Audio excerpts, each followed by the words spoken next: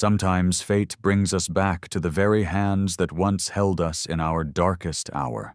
The hospital's hallway was buzzing with activity, filled with the echo of hurried footsteps, distant beeping monitors, and whispered consultations.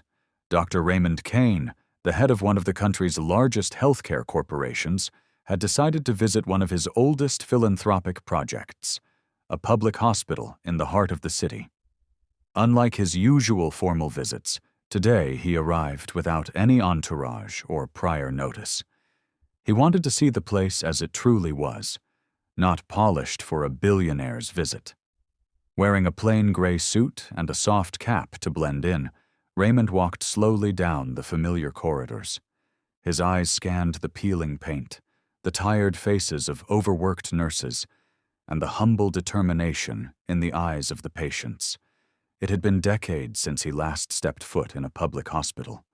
Not since that night. The night when, as a scared teenager bleeding from a deep stab wound, someone had lifted him off the sidewalk and carried him to safety. He'd never seen her face clearly. It was a blur of blood, tears, and darkness. But he remembered her hands, firm, warm, and trembling as they pressed his wound. He remembered her whispering, "You're not going to die on me, okay? You're going to live." That voice stayed with him. He owed his life to a stranger. And now, decades later, as a man worth billions, he still hadn't forgotten. He hadn't just come to inspect the hospital's funding. He came with a quiet hope that maybe, just maybe, the woman who saved him still walked these halls. He was about to leave the emergency wing when he heard a familiar tone. A soft, commanding voice rose from behind a curtain. "I need more gauze here. Keep pressure on the wound. He's going to be okay." Raymond froze. It couldn't be. His heart started pounding. He stepped closer and peeked past the curtain. There she was, older, with graying hair pulled into a bun, and weary eyes that had clearly seen decades of pain. But it was her. The same tone, the same steady hands, the same urgency in saving a life. Her name badge read, Clara Bennett, Senior Nurse. Raymond felt his knees weaken slightly. Could it really be her? Raymond stood frozen at the edge of the curtain, his mind racing back to that night. The rain, the alley, the searing pain in his side, and then her. Her voice had been the only thing keeping him conscious as he bled out. Now, after all these years, that voice had brought it all back with stunning clarity. He didn't approach her right away.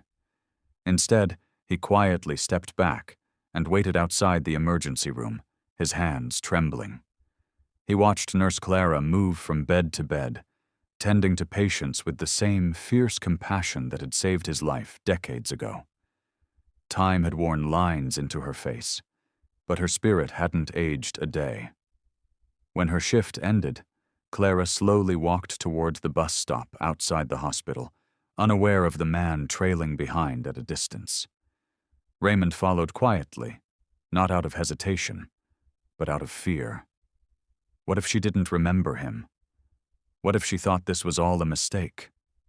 He gathered his courage and finally approached her as she stood alone beneath a flickering street lamp. "Excuse me, Nurse Clara?" She turned with a polite smile, tired but kind. "Yes?" I know this is going to sound strange," he began, his voice slightly shaking. "But about 30 years ago you carried a teenage boy into this hospital. He was bleeding, stab wound, late at night. You told him he was going to live." Clara's eyes narrowed. A flicker of recognition passed through her face, but she said nothing. "I was that boy," Raymond said softly. She looked at him. Really looked. And then, slowly, her expression shifted from polite confusion to wide-eyed shock. Her hand flew to her mouth. "Ray?" He nodded. "You saved my life." Her eyes welled up. "You survived. I always wondered." "I did," he said, his voice breaking. "Because of you." There was a long, emotional pause. Then she took a step forward and embraced him, her arms trembling. Raymond held on tightly, tears running down his face. "You have no idea what that night meant. I was alone. I had no one. If you hadn't helped me—" Clara pulled back, looking at him with pride and disbelief. "You made it. Look at you." "I owe everything to you," he said. "I never forgot. And now I want to give back to you. It's time someone looked after you." She shook her head, modestly waving him off. "I didn't do it for anything in return." "I know," he said, smiling. "That's why you deserve everything." Clara didn't fully grasp what Raymond meant, at least not until the next morning. At precisely 9 a.m., a sleek black car rolled up outside her modest apartment complex. Clara, already in her nursing scrubs, looked out the window in shock as a sharply dressed driver stepped out and approached her door. "Good morning, Miss Clara," the driver said with a warm smile.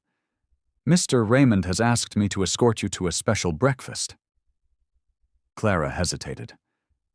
This must be a mistake. I have a shift in 2 hours." "He's already spoken with the hospital," the driver gently interrupted. "Your shift is covered. Please come with me." Still confused, she stepped into the car, her heart racing. As the vehicle glided through the city, she couldn't help but wonder what Raymond was up to. The last thing she expected was to be driven to one of the city's most luxurious hotels. Waiting for her in the rooftop restaurant was Raymond, no longer in jeans and a simple jacket, but in a tailored suit that matched the success etched into his name. "Good morning," he greeted her with a boyish grin, standing to pull out her chair. "I wanted to say thank you properly." "Raymond, this is too much," Clara began, but he stopped her with a gentle raise of his hand. "You gave me a second chance at life," he said. "Let me give you a second chapter in yours." Over breakfast, he laid it all out. He had quietly researched her life, her long years of service at the hospital, the sacrifices she made to care for others while living in near poverty, and the retirement she had pushed off for years because she couldn't afford it. "I've set up a fund in your name," he told her, sliding a small folder across the table. "Full retirement, travel if you want it, and lifetime health care. You won't need to work another day, unless you choose to." Clara stared at the papers, stunned into silence. Her hands trembled as she opened the folder. Tears pooled in her eyes when she saw the amount, more than she could have earned in 3 lifetimes of nursing. "But why me?" she whispered. Raymond leaned forward. "Because the world forgot to take care of the people who take care of everyone else. But I didn't forget. I never will." As the sun climbed higher over the city skyline, the two sat in quiet reverence. A nurse who once saved a broken boy had just been given the peace and honor she'd long deserved, from the very life she helped protect. Clara sat on the rooftop terrace, the folder still open in her lap, her hands gently trembling as the weight of the moment settled into her bones. For years she had gone unnoticed, working double shifts, comforting the sick, and staying late for patients whose families never came. But in this moment, sitting across from the boy she once saved, now a man who could change lives, Clara finally felt seen. As she wiped her tears, Raymond reached into his jacket and pulled out a small velvet box. "This is one more thing," he said softly. Clara hesitated, then slowly opened it. Inside was a delicate gold bracelet engraved with 6 simple words: "To the woman who saved me." Raymond stood and walked around the table, gently clasping it around her wrist. "I've worn scars for years, Clara. Some visible, most not. But you treated them all. You were my first light after the darkness. And now it's my turn." He extended his hand. "There's a car downstairs waiting to take you wherever you want to go. A villa by the sea, a home in the hills. Your choice. You gave me a future, and now I want you to enjoy yours." Clara tried to speak, but words failed her. All she could do was nod through the tears. As she rose and embraced him, the diners nearby stood in quiet respect. Some clapped, others cried. It wasn't just a reunion, it was redemption, a full-circle moment born of compassion and kindness. That evening, the story spread across social media like wildfire. Photos of the wealthy businessman and the retired nurse on the rooftop terrace flooded timelines with captions like, "True success is remembering who helped you get there. A billionaire honors the woman who once saved his life." Messages poured in from people across the country, former patients, young nurses, mothers, daughters, thanking Clara for her quiet heroism. She became a symbol, not of charity received, but of compassion returned. In the months that followed, Clara traveled, wrote a book, and even helped Raymond fund a scholarship for aspiring nurses. She lived the rest of her days not in loneliness or hardship, but in the glow of appreciation, love, and legacy.